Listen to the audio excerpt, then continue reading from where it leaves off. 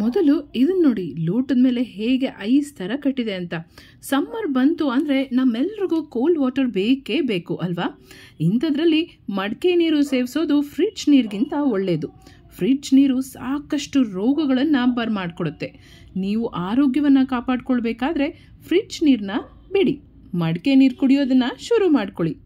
ಮಣ್ಣಿನಲ್ಲಿ ರೋಗಗಳನ್ನು ದೂರ ಮಾಡೋ ಶಕ್ತಿ ಕೂಡ ಇದೆ. ಇದರಲ್ಲಿ ಇರೋ ಮಿನರಲ್ಸ್ಗಳು ನಮ್ಮ ಶರೀರವನ್ನು ಡಿಟಾಕ್ಸ್ ಮಾಡೋದ್ರಲ್ಲೂ ಕೂಡ ಸಹಾಯ ಮಾಡುತ್ತೆ. ನಾವು ಮಡಿಕೆ ನೀರನ್ನ ಹೇಗೆ ಫ್ರಿಡ್ಜ್ ರೀತಿಯಲ್ಲಿ ತಣ್ಣಗೆ ಇಡಬಹುದು, ಇದನ್ನ ನಾನು ನಮ್ಮ ಊರನ್ನ ನೋಡಿ ಕಲ್ತಿದ್ದು. ಹಾಗಾದ್ರೆ ಬನ್ನಿ ಶುರು ಮಾಡೋಣ.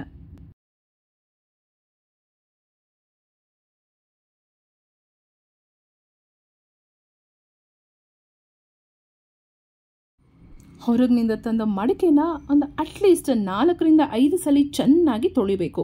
ಸೊ ನೋಡಿ, ಇದು ಹೊರಗಿನಿಂದ ತಂದಿದೆ. ಸೊ ಇದನ್ನು ನಾನು ನಿಮ್ಗೆ ತೋರಿಸ್ತಾ ಇದ್ದೀನಿ ಹೇಗಿದೆ ಅಂತ. ಜಸ್ಟ್ ಇದನ್ನು 4-5 ಸಲ ನೀವು ಚೆನ್ನಾಗಿ ನೀರು ಹಾಕಿ ತೊಳಿಬೇಕು.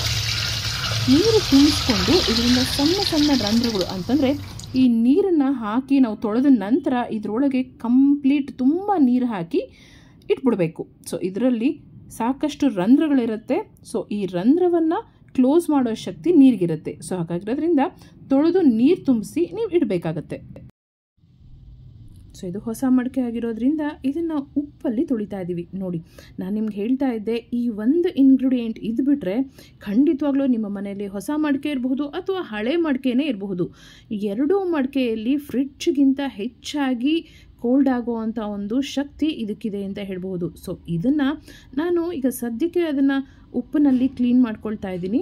ಸೊ ಉಪ್ಪನ್ನು ಕ್ಲೀನ್ ಮಾಡಿಕೊಂಡ ನಂತರ ಏನು ಮಾಡಬೇಕು ಅದನ್ನು ಕೂಡ ತಿಳಿಸ್ತೀನಿ. ಸೊ ಎಸ್, ಕಂಪ್ಲೀಟ್ ವಾಶ್ ಆಗ್ತಾ ಇದೆ. ಸೊ ಈಗ ಇದರ ತುಂಬ ನೀರನ್ನ ತುಂಬಿಸಿ ಇಡಬೇಕು. ಸೊ ನೋಡ್ತಾ ಇದ್ದೀರಾ, ಯಾವ ನೀರು ಬೇಕಾದರೂ ತುಂಬಿಸಿ ನೀವು ಇಡಬಹುದು. ಇದನ್ನು 24 ಅವರ್ಸು ನಾನು ಫಸ್ಟ್ ಇಡ್ತಾ ಇದ್ದೀನಿ ಈಗ. ಸೊ ಇದು 24 ಅವರ್ಸ್ ಇಟ್ಟ ನಂತರ ಸೊ ನೀವು ನೋಡ್ತಾ ಇರಬಹುದು, ಈಗ ಸ್ವಲ್ಪ ನೀರಿನ ಪ್ರಮಾಣ ಏನಿದೆ ನಾನು ಇಟ್ಟಿದ್ದಕ್ಕಿಂತ ಸ್ವಲ್ಪ ಕಡಿಮೆ ಆಗಿದೆ. ಅಂತಂದರೆ ಇದು ಖಂಡಿತವಾಗ್ಲೂ ನೀರೇನಿದೆ ಅದು ಕೋಲ್ಡ್ ಆಗುತ್ತೆ ಅನ್ನೋದು. ಅಂತಂದರೆ ನಾವು ಇಟ್ಟಿದ್ದಕ್ಕಿಂತ ಸ್ವಲ್ಪ ಕಡಿಮೆ ಆಗಿದ್ದಾಗ ಖಂಡಿತವಾಗ್ಲೂ ಆ ಒಂದು ಮಡಿಕೆಯಲ್ಲಿ ನೀರು ಕೋಲ್ಡ್ ಆಗುತ್ತೆ ಅಂತ. ಸೊ ಇದೇನು ಮಾಡ್ತಾ ಇದ್ದೀನಿ, 24 ಅವರ್ಸ್ ಆದ ನಂತರ ಮತ್ತೆ ನೆಕ್ಸ್ಟ್ ಡೇ ನೀರು ತುಂಬಿಸಿ ತಿರ್ಗಾ ಅದಕ್ಕೆ ಉಪ್ಪನ್ನು ಹಾಕಿ ಆ ಒಂದು ಉಪ್ಪು 4 ಕಡೆ, ಅಂತಂದರೆ ಕಂಪ್ಲೀಟ್ ಮಡಿಕೆಯಲ್ಲಿ ಅದು ಉಪ್ಪು ಸೇರ್ಕೋಬೇಕು. ಸೊ 4 ಕಡೆ ಇದು ಸೇರ್ಕೋಬೇಕು ರೌಂಡ್ ಶೇಪಲ್ಲಿ. ಸೊ ಹಾಗಾಗಿರೋದ್ರಿಂದ ಅದನ್ನು 24 ಅವರ್ಸು ಆ ಉಪ್ಪು ನೀರಲ್ಲೇ ಹಾಗೆ ಇಟ್ಟು ಆಮೇಲೆ ಅದನ್ನು ರಾತ್ರಿ ನೀರನ್ನು ಚೆಲ್ತಾ ಇದ್ದೀನಿ. ಸೊ ನೀವು ಕೂಡ ಈ ಒಂದು ರೀತಿ ಮಾಡಿದ್ದಲ್ಲಿ ಖಂಡಿತವಾಗ್ಲೂ ನಿಮ್ಮ ಮನೆಯಲ್ಲಿ ಯಾವುದೇ ರೀತಿಯ ಫ್ರಿಡ್ಜ್ ನೀರನ್ನು ಉಪಯೋಗಿಸೋದಕ್ಕೆ ಚಾನ್ಸೇ ಇಲ್ಲ. ಸೊ ಈಗ 48 ಅವರ್ಸು ನೀರನ್ನು ನಾನು ಚೇಂಜ್ ಮಾಡಾಯಿತು. ಈಗ ನೀವು RO ವಾಟರು ಅಥವಾ ಯಾವ ನೀರು ಕುಡಿತೀರೋ ಆ ನೀರನ್ನು ನೀವು ಮಡಿಕೆ ತುಂಬ ಹಿಡಿದು ಇಟ್ಕೋಬೇಕಾಗತ್ತೆ. ಸೊ ಇಲ್ಲಿ ನಾನು RO ವಾಟರ್ನ ಮಡಿಕೆ ತುಂಬ ಹಿಡಿದು ಇಟ್ಕೊಳ್ತಾ ಇದ್ದೀನಿ. ಇದ್ರ ಜೊತೆಗೆ ಮತ್ತೊಂದು ಟಿಪ್ಸ್ನ ಕೂಡ ಫಾಲೋ ಮಾಡಬೇಕಾಗತ್ತೆ. ನೀವು ಹಳ್ಳಿಯಲ್ಲಿದ್ದರೆ ಅಥವಾ ನಿಮ್ಮ ಸುತ್ತಮುತ್ತ ಎಲ್ಲಾದರೂ ನಿಮಗೆ ಮರಳು ಸಿಕ್ಕೋದಾದರೆ ಖಂಡಿತವಾಗ್ಲೂ ಮರಳನ್ನು ಮಡಿಕೆ ಕೆಳಗೆ ಕೂಡ ಇಡ್ಬೋದು.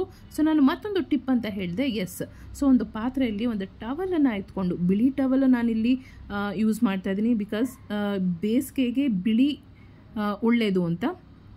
ಸೊ ಹಾಗಾಗಿ ಬಿಳಿ ಬಟ್ಟೆನ ಒಂದು ಪಾತ್ರೆಯಲ್ಲಿ ನೀರು ಹಾಕ್ಕೊಂಡು ಚೆನ್ನಾಗಿ ಹಿಂಡ್ಕೊಂಡು ಒಂದು ಸ್ವಲ್ಪ ನೀರಿನ ಅಂಶ ಆ ಟವಲಲ್ಲಿರಬೇಕು. ಸೊ ಮಡಿಕೆಗೆ ಸುತ್ತಲೂ ಸುತ್ತಬೇಕು.